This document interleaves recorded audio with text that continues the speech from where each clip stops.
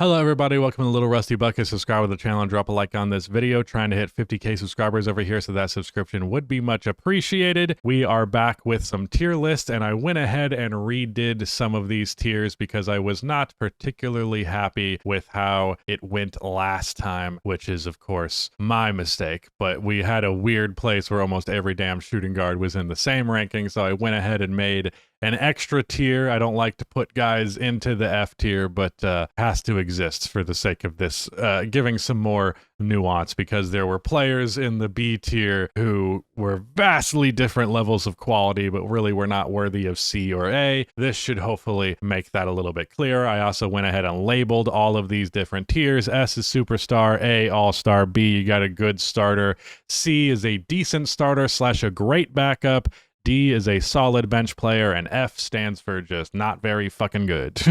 So with that said, ranking the small forwards, let's get into it. All right, so first of all, we have Ausar Thompson from the Detroit Pistons.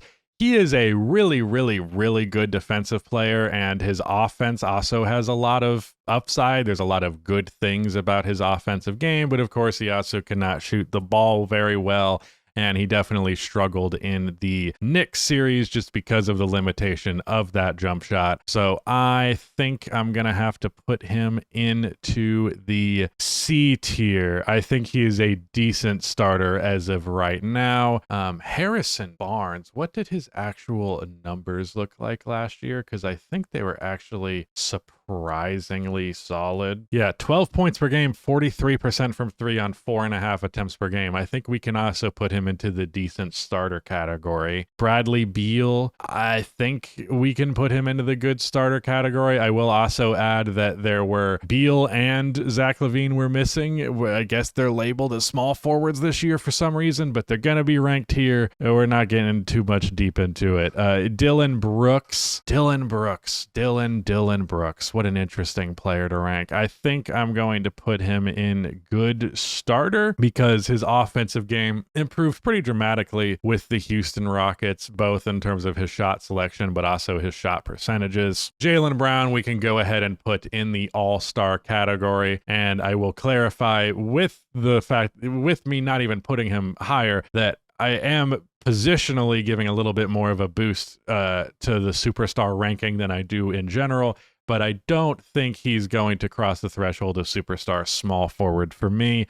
Cam Johnson, we can put into the good starter category. Dean Wade into solid bench player. DeMar DeRozan is a tough one. DeMar DeRozan is a really tough one because he is, of course, a good scorer and he's a good decision maker. Granted, he doesn't do it a lot, not the same volume he was in San Antonio and parts of his Chicago career. And he's not much of a defensive player, and his offense is rather limited. So, like, does he end up being a decent starter and great backup, or good starter? I think if I'm going to put Beal in good starter, I have to put DeRozan there, but like it's a portability thing, not necessarily who's better than the other, but who fits a starting lineup as a third option better. It's definitely Bradley Beal just because he's a three-point shooter and DeRozan's not.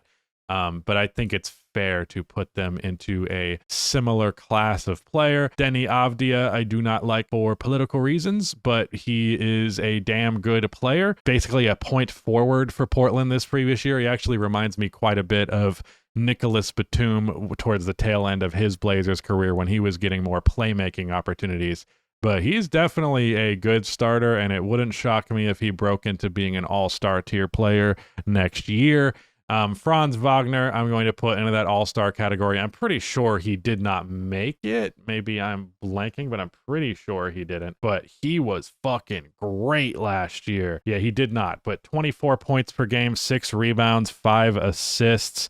That is what I am talking about. Not a very good three-point shooter. Once again, had a really bad shooting season, and I do think that will make or break not his career, but at least his career in Orlando, because I don't think him and Paolo can afford to be such questionable three-point shooters and play together. But all that stuff aside, I do think he is an all-star caliber guy. DeAndre Hunter, I think, can go into the good starter category, but he is a great backup as well. Brandon Ingram is in a similar place to DeMar DeRozan, where it's kind of hard to make him like this super portable guy. He was shooting threes at a much higher volume for the Pelicans before he got hurt this year, which is hopefully a sign of him turning over a new leaf. But he's always been someone who's a little bit more unwilling to shoot the three than I would like them to be. We got Jaden McDaniels here, and again, we're still finding the good starter category consistently here, but hopefully this is still making things better. Jimmy Butler is going into the all-star category. I don't think I can quite give him superstar. In fact, are there any superstars in this list? No, I would not say that there is. Maybe I want to scale that up because I do think Jimmy Butler is better than these two, but like not by some wide margin. So it feels like if I had to bump him, then I'd have to bump the other guys. So I think we're just going to not have a superstar tier small forward because there isn't one, and really because they play the power forward position now. So like Jason Tatum and LeBron and shit are going to be on the next one along with Giannis. I don't know. It's kind of weird. Josh Green, what did he shoot last year? I remember him being good with Charlotte. Yeah, 39%, 3.5 attempts, 7 points per game. Just kind of the same player that he has been, which, you know, has been a consistently pretty damn solid 3-and-D guy. 38% from three for his entire career. So I'm going to say decent starter, great backup for him. Chris Middleton is kind of a hard one to rank because, I mean, I think his numbers in Washington are okay. Actually, no, they're not. 10 points, 3.5 rebounds, 3.5 assists, 41% from the field, 28% from three. That's pretty rough, dude. He was putting up decent numbers on the Bucks, and I hoped that meant that it translated well. Decent relative, obviously nowhere near all-star category, but I'm going to put him in the solid bench player category. Unfortunately, I think I will also put Klay Thompson into the decent starter / great backup category. Jonathan Kuminga is tough. And once again, we are walking into the how portable is he? You know, he's a good player in a very hyper-specific context, but does that mean he's a good player overall? I don't know. He's very difficult to evaluate. It depends entirely on how much you believe in the highs of him versus the lows of him, because he's definitely got quite a bit of both. So I think I'm going to put him in C, but I can't. I don't know. Because I wouldn't even say he's a solid bench player, because I think bench players have more versatility, typically speaking, or they provide a role that is more uniform, but a better role than just like rim running, slashing small forward who can't shoot, play defense, or play make. Not that he's a terrible defender, but like very not versatile, very limited capacity that he can do. So I don't know. I think I'm going to put him in that category. Kuzma. I want to put him in solid bench player. I don't care if it's maybe a little bit reductive. Lowry is in solid starter, even though he's definitely quite the expensive solid starter. Lou Dort, solid starter. One of the better defensive wings in the entire NBA. Terrence Mann, we're going to put into the solid bench player category. Michael Porter Jr., we're going to put into the good starter category. Aaron Nesmith, we're going to put into the good starter category. Same goes for OG. Paul George will put in the decent starter to great backup category after the awful year that he did just have. RJ Barrett, I feel like I also got to put in this category because there's players at least seemingly worse than him in that territory. Rui Hachimura, we can go ahead and put into the decent starter, great backup territory. I'm going to put Marcus Smart into the just F tier because he was really bad, and especially in Washington. Maybe he will recover from that, but as of right now, this list is based on what they did in the previous year.